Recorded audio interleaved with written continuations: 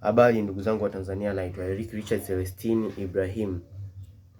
Mimi ni kijana ambaye sifurahishwi kabisa na makongamano yanayoendelea Tanzania ya kusisitiza amani ambayo inakiuka haki ya Watanzania. Leo tarehe 29 Oktoba tuna ratiba ambayo inatakiwa kuwafanya watu wakalalishe uongozi wa awamu nyingine tena kwa kwenda kupiga kura. Sikataliani na hao, lakini kuna sisi ambao tunapenda haki. Hatutaki utekaji, hatutaki udini uchanganywe kwenye mambo yetu ya kitaifa, kiasi ambacho tunasimamia rasilimali nyingi na bado tunaishi maisha ya tabu, maisha ambayo yana matozo. Mnafahamu tumeongea sana. Watu wanaogopa, watu hawana amani ya moyo, watu wanaishi kwa sababu wanapangiwa haki ya kuchagua.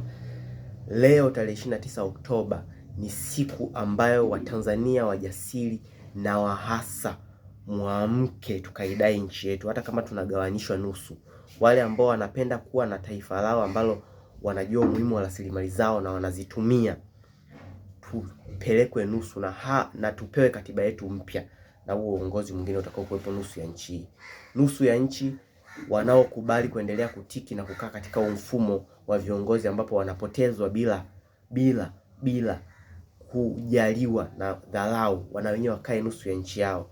Hiki sio kitu cha watu sijui wa CCM, sijui watu wa Chadema, sijui watu wa kanisa fulani au watu wa msikiti fulani. Mimi mwenyewe ni Muislamu, lakini ningekuwa nina nguvu ya silaha za kivita, basi ningeenda kupambana na askari ambao wanasapoti haya mambo yanayoendelea. Lakini sina, najua nina nguvu ya mitandao na ndio ninayoitumia, na najiweka hivi kujitoa rehani ili hata kama nakamatwa na uawa niwe nimekufa kizalendo kwa ajili ya nchi yangu.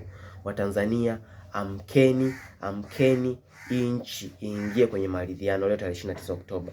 Mkikaa mkatulia ni nyie, lakini sisi ambao hatupendi mambo yanayoendelea, bora watu wote tumeshaongea. Asante.